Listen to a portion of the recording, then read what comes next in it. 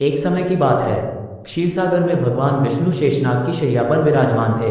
चारों ओर दिव्य प्रकाश फैला हुआ था। माता लक्ष्मी भगवान के चरणों की सेवा कर रही थी। वातावरण अत्यंत शांत और मनोहर था।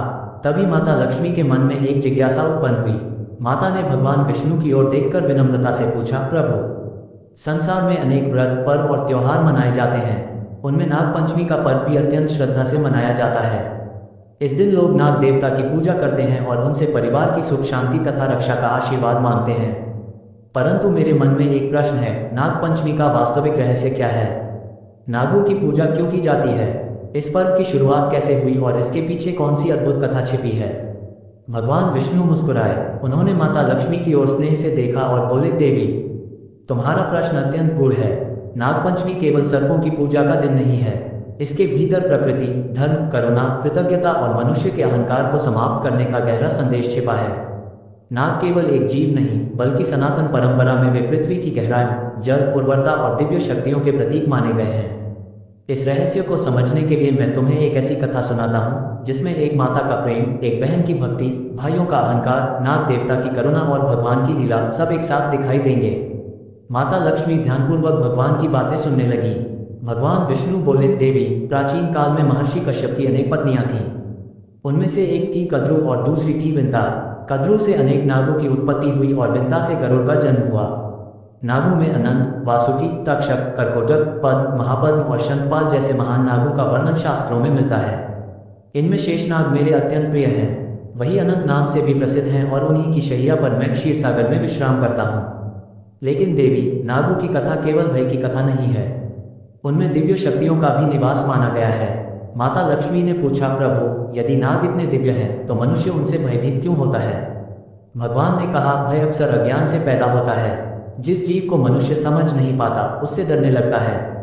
लेकिन धर्म मनुष्य को सिखाता है कि प्रकृति के प्रत्येक जीव का अपना महत्व है। नाग पृथ्वी के पारिस्थितिक संतुलन का भी एक हिस्सा है। वे खेतों और अनाज को नुकसान पहुंचाने वाले अनेक जीवों की संख्या को नियंत्रित करते हैं। इसलिए नागों के प्रति सम्मान केवल धार्मिक भावना नहीं, बल्कि प्रकृति के प्रति कृतज्ञता का भाव भी है। माता लक्ष्मी ने सिर झुकाकर भगवान की बात स्वीकार की। भगवान विष्णु ने कहा, देवी, नागपंचमी से जुड़ी अनेक कथाएं प्रचलित हैं। उनमें तक्षक नाग की कथा भी अत्यंत प्रसिद्ध है। राजा परीक्षित महान राजा थे। एक दिन वन में शिकार करते हुए उन्हें अत्यधिक प्यास लगी। वे एक ऋषि के आश्रम में पहुंचे। उस समय ऋषि गहन ध्यान में थे। राजा ने उनसे जल और उत्तर पाने का प्रयास किया, लेकिन ऋषि ध्यान में होने के कारण कुछ नहीं बोले। राजा को लगा कि ऋषि ने उनका अपमान किया है। क्रोध में आकर उन्होंने एक मृत सर्प को उठाकर ऋषि के गले में डाल दिया और वहां से चले गए। बाद में ऋषि के पुत्र को जब इस घटना का पता चला तो उसने क्रोध में आकर राजा परीक्षित को श्राप दे दिया कि 7वें दिन तक्षक नाग के दंश से उनकी मृत्यु होगी। समय आया और तक्षक ने राजा परीक्षित को डस लिया। इस प्रकार राजा की मृत्यु हुई। ये कथा मनुष्य को एक बहुत बड़ा संदेश देती है। क्षण भर का क्रोध भी कभी कभी जीवन को ऐसी दिशा में ले जाता है जिसका परिणाम अत्यंत दुखद हो सकता है। माता लक्ष्मी बोली, प्रभु, क्या इसी कारण नागों के प्रति मनुष्यों के मन में भय उत्पन्न हुआ? भगवान बोले, कुछ हद तक देवी, लेकिन नागपंचमी का उद्देश्य भय पैदा करना नहीं, बल्कि भय पर विजय प्राप्त करना और प्रकृति के प्रति सम्मान प्रकट करना है। जन्मेजय का सर्प यज्ञ। भगवान विष्णु ने आगे कहा, राजा परीक्षित के पुत्र जन्मेजय को जब अपने पिता की मृत्यु का पता चला तो उनके मन में प्रतिशोध की अग्नि जल उठी। उन्होंने निश्चय किया कि वे पृथ्वी के सभी नागों को समाप्त कर देंगे। उन्होंने एक विशाल सर्प यज्ञ आरंभ कराया। मंत्रों की शक्ति से अनेक नाग अग्निकुंड की ओर खींचकर गिरने लगे। नागों में भय फैल गया। नागों के राजा वासुकी भी चिंतित हो उठे। तक्षक देवराज इंद्र की शरण में चला गया। उधर आस्तिक नाम के एक महान बाल ऋषि ने यह संकल्प लिया कि वे इस विनाश को रोकेंगे। आस्तिक यज्ञ स्थल पर पहुंचे। उनके ज्ञान, तेज और मधुर वाणी से राजा जन्मेजय प्रभावित हुए। राजा ने प्रसन्न होकर उन्हें वरदान मांगने के लिए कहा। आस्तिक ने कहा, राजन, यदि आप मुझे वरदान देना चाहते हैं तो ये सर्प यज्ञ बंद कर दीजिए। राजा के सामने धर्म का प्रश्न खड़ा हो गया। अंततः उन्होंने यज्ञ रोक दिया और नागों का विनाश टल गया। भगवान विष्णु ने माता लक्ष्मी से कहा, देवी, इस कथा का एक गहरा संदेश है। मनुष्य जब प्रतिशोध में अंधा हो जाता है तब वह केवल अपने शत्रु को नहीं, बल्कि कभी कभी प्रकृति के संतुलन को भी नष्ट करने लगता है। आस्तिक ने केवल नागों को नहीं बचाया, बल्कि एक संपूर्ण प्राकृतिक व्यवस्था की रक्षा की। भगवान विष्णु ने कहा, अब मैं तुम्हें वह कथा सुनाता हूँ जिसे सुनकर मनुष्य आज भी नागपंचमी के दिन भाई बहन के प्रेम को याद करता है। बहुत समय पहले एक गांव में एक ब्राह्मण परिवार रहता था। उस परिवार में एक पुत्री और उसके कई भाई थे। पुत्री बचपन से ही अत्यंत धार्मिक और करुणामयी थी। वह सभी जीवों में भगवान का अंश देखती थी। जब नागपंचमी का दिन आया तो उसने प्रातः स्नान किया, घर की सफाई की और आंगन में नाग देवता का चित्र बनाया। उसने मन ही मन प्रार्थना की, हे नाग देवता, आप प्रकृति के रक्षक हैं, मेरे परिवार की रक्षा कीजिए, मेरे भाइयों को दीर्घायु और सुख प्रदान कीजिए। उस दिन उसने उपवास रखा और श्रद्धापूर्वक नाग देवता की पूजा की। उसी समय उसके भाइयों में से एक खेत में काम कर रहा था। अनजाने में उसका पैर एक नाग के बिल के पास पड़ गया। नाग बाहर आया और क्रोधित हो उठा, लेकिन तभी उसे उस बहन की प्रार्थना याद आई। लोककथा के अनुसार नाग देवता ने उसकी भक्ति देखकर क्रोध छोड़ दिया और उसके भाई को क्षमा कर दिया। जब बहन को ये बात पता चली तो उसकी आंखों में आंसू आ गए। उसने हाथ जोड़कर कहा, हे नाग देवता, आपने मेरे भाई को जीवन दान दिया, मैं आपकी सदा कृतज्ञ रहूंगी। तभी नाग देवता ने कहा, बेटी, तुम्हारी पूजा से अधिक मुझे तुम्हारी करुणा प्रिय लगी। जिसने सभी प्राणियों में ईश्वर को देखना सीख लिया, उसकी रक्षा स्वयं धर्म करता है। ये कहकर नाग देवता अदृश्य हो गए। उस दिन से उस परिवार में नागपंचमी को विशेष श्रद्धा से मनाया जाने लगा।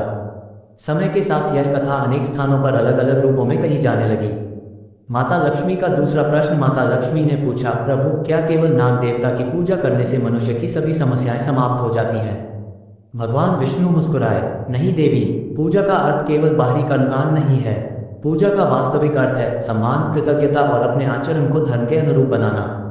यदि कोई व्यक्ति नागपंचमी के दिन पूजा करे और दूसरे दिन किसी जीव को अनावश्यक कष्ट पहुंचाए तो उसकी पूजा अधूरी है। यदि वह प्रकृति का सम्मान करे, जीवों के प्रति दया रखे, क्रोध पर नियंत्रण करे और अपने भीतर के विष को दूर करे तो वही सच्ची नाग पूजा है। माता लक्ष्मी ने पूछा, अपने भीतर का विष?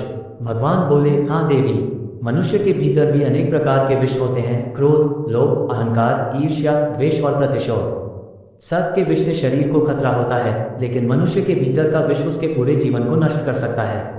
इसलिए नागपंचमी का एक रहस्य ये भी है कि मनुष्य नाग की पूजा करते हुए अपने भीतर के विष को पहचानने का संकल्प करे। भगवान कृष्ण और कालिया नाग। भगवान विष्णु ने कहा, देवी, मेरे कृष्ण अवतार की कालिया नाग से जुड़ी लीला भी इस पर्व की भावना को समझने में सहायता करती है। यमुना नदी में कालिया नामक नाग का निवास था। उसके विष के कारण नदी का जल दूषित हो गया था और आसपास के जीव जंतु भयभीत रहते थे। एक दिन बालक कृष्ण अपने मित्रों के साथ खेल रहे थे। गेंद यमुना में जा गिरी। कृष्ण नदी में कूद पड़े। कालिया नाग ने उन्हें रोकने का प्रयास किया। तब कृष्ण ने उसके फनों पर नृत्य किया। कालिया की शक्ति समाप्त होने लगी, लेकिन कृष्ण ने उसे मार नहीं डाला। उन्होंने उसे समझाया कि यमुना के जल को विषैला बनाकर जीवों को कष्ट देना उचित नहीं है। कालिया ने अपनी भूल स्वीकार की और वहां से चला गया। देवी, इस लीला में भी वही संदेश छिपा है, बुराई का अंत आवश्यक है, लेकिन जहां संभव हो सुधार का मार्ग भी दिया जाना चाहिए। माता लक्ष्मी बोली, प्रभु, तो नागपंचमी केवल नागों की पूजा नहीं बल्कि मनुष्य और प्रकृति के बीच संतुलन का पर्व है। भगवान विष्णु ने कहा, बिल्कुल। नागपंचमी के दिन क्या किया जाता है? भगवान विष्णु बोले, प्राचीन परंपराओं में नागपंचमी के दिन लोग प्रातः स्नान करके घर की शुद्धि करते हैं। पूजा स्थान पर नाग देवता का चित्र या प्रतीक बनाकर श्रद्धापूर्वक पूजन किया जाता है। कई क्षेत्रों में नाग देवता को दूध, पुष्प, अक्षत, कुशा, हल्दी और अन्य पूजन सामग्री अर्पित करने की परंपरा है। अलग अलग प्रदेशों में रीति रिवाज भिन्न हो सकते हैं, परंतु देवी, सबसे महत्वपूर्ण बात भावना है, कृतज्ञता की भावना। ये स्मरण कि मनुष्य अकेला नहीं है, उसके जीवन में पृथ्वी, जल, वायु, वनस्पति और असंख्य जीवों का योगदान है। भगवान विष्णु ने कहा, देवी, नागपंचमी का संबंध कृषि जीवन से भी जुड़ा रहा है। किसान वर्षा ऋतु में खेतों में काम करते हैं। इस मौसम में सर्प भी अपने बिलों से बाहर निकल सकते हैं। कृषि समाज में नागों को भूमि और खेतों की रक्षा से जोड़ा गया, इसलिए नागपंचमी के माध्यम से लोग उनके प्रति सम्मान व्यक्त करते रहे। कई परंपराओं में इस दिन धरती को अनावश्यक रूप से खोदने से बचने की भावना भी मिलती है। ये प्रकृति के प्रति संवेदनशीलता का सुंदर संदेश है। माता लक्ष्मी ने शेषनाग की ओर देखा और पूछा, प्रभु, आपके शयन के लिए शेषनाग ही क्यों? भगवान विष्णु ने कहा, शेष का अर्थ है जो अंत में भी शेष रहे। शेषनाग को अनंत भी कहा जाता है। वे स्थिरता, धैर्य और अनंतता के प्रतीक हैं। मैं जब क्षीरसागर में योग निद्रा में रहता हूँ तब अनंत शेष मेरे लिए आधार बनते हैं। इसका अर्थ ये भी है कि सृष्टि की विशालता के बीच स्थिरता आवश्यक है। मनुष्य का मन भी यदि स्थिर हो जाए तो उसके भीतर ज्ञान प्रकट होता है। माता लक्ष्मी ने पूछा, प्रभु, आपने अनेक कथाएं सुनाई, लेकिन इनमें सबसे बड़ा रहस्य क्या है? भगवान विष्णु ने गंभीर स्वर में कहा, देवी, नागपंचमी का सबसे बड़ा रहस्य यह है कि मनुष्य जिस शक्ति से डरता है उसके साथ भी संतुलन और सम्मान का संबंध बना सकता है। नाग धरती के भीतर रहते हैं, वे मनुष्य को ये स्मरण कराते हैं कि संसार का बहुत बड़ा भाग हमारी आंखों से दिखाई नहीं देता। जैसे धरती के नीचे अनगिनत रहस्य छिपे हैं, वैसे ही मनुष्य के भीतर भी अनेक भाव छिपे होते हैं। जब मनुष्य अपने भीतर के भय, क्रोध और अहंकार का सामना करता है, तब उसका आध्यात्मिक विकास शुरू होता है। भगवान कुछ क्षण रुके और फिर बोले, इसलिए नागपंचमी का वास्तविक संदेश है, प्रकृति का सम्मान करो, जीवों पर दया करो, क्रोध को त्यागो, प्रतिशोध से बचो, अहंकार को छोड़ो और अपने भीतर के विष को समाप्त करने का प्रयास करो। भगवान विष्णु ने माता लक्ष्मी से कहा, देवी, एक पुरानी लोककथा में एक निर्धन किसान का भी वर्णन मिलता है। वह किसान बहुत परिश्रम करता था, लेकिन उसके खेत में बार बार संकट आते थे। कभी फसल खराब होती, कभी वर्षा कम पड़ती। एक दिन उसने देखा कि उसके खेत के पास एक नाग का बिल है। गांव के कुछ लोग उसे मारने के लिए तैयार हुए। किसान ने उन्हें रोक दिया। उसने कहा, ये भी इसी धरती का जीव है, जब तक ये हमें हानि नहीं पहुंचा रहा, हमें इसे क्यों मारना चाहिए। उसने उस स्थान को सुरक्षित छोड़ दिया। कुछ समय बाद वर्षा हुई और खेत में अच्छी फसल हुई। किसान ने इसे नाग देवता का आशीर्वाद माना। उसने नागपंचमी के दिन श्रद्धापूर्वक पूजा की और संकल्प लिया कि वह बिना कारण किसी जीव को कष्ट नहीं देगा। ये कथा हमें बताती है कि करुणा का फल केवल धन या संपत्ति नहीं होता। करुणा मनुष्य के भीतर शांति पैदा करती है। कथा सुनकर माता लक्ष्मी ने भगवान विष्णु के चरणों में प्रणाम किया। उन्होंने कहा, प्रभु, आज मुझे समझ आया कि नागपंचमी केवल एक धार्मिक पर्व नहीं है, ये तो मनुष्य को प्रकृति के साथ अपना संबंध याद दिलाने वाला पर्व है। भगवान विष्णु ने कहा, यही सत्य है देवी। जो मनुष्य नागपंचमी के दिन नाग देवता की पूजा करता है, उसे ये भी संकल्प लेना चाहिए कि वह किसी जीव को बिना कारण कष्ट नहीं देगा, प्रकृति का सम्मान करेगा और अपने भीतर के क्रोध तथा अहंकार को कम करने का प्रयास करेगा। माता लक्ष्मी ने कहा, और जो व्यक्ति श्रद्धा से यह पर्व मनाए, भगवान बोले, उसके जीवन में सबसे बड़ा आशीर्वाद ये हो कि उसके भीतर करुणा, धैर्य और विवेक बढ़े। यही वास्तविक समृद्धि है। भगवान विष्णु ने अंत में कहा, देवी, जो व्यक्ति श्रद्धापूर्वक नागपंचमी की कथा सुनता या सुनाता है, उसे इस पर्व के आध्यात्मिक संदेश का स्मरण होता है। परंतु याद रखना, किसी भी पूजा का फल केवल बाहरी विधि से नहीं, बल्कि मन की श्रद्धा और कर्मों की शुद्धता से जुड़ा होता है। जो व्यक्ति जीवों से प्रेम करता है, प्रकृति की रक्षा करता है, माता पिता का सम्मान करता है, अपने भाई बहनों के प्रति प्रेम रखता है और क्रोध के स्थान पर क्षमा को चुनता है, उसके जीवन में सच्ची शांति आती है। माता लक्ष्मी ने हाथ जोड़कर कहा, प्रभु, आपकी वाणी से आज नागपंचमी का रहस्य मेरे हृदय में प्रकट हो गया। भगवान विष्णु मुस्कुराए। क्षीरसागर में दिव्य प्रकाश फैल गया। शेषनाग शांत भाव से भगवान की सेवा में स्थित थे।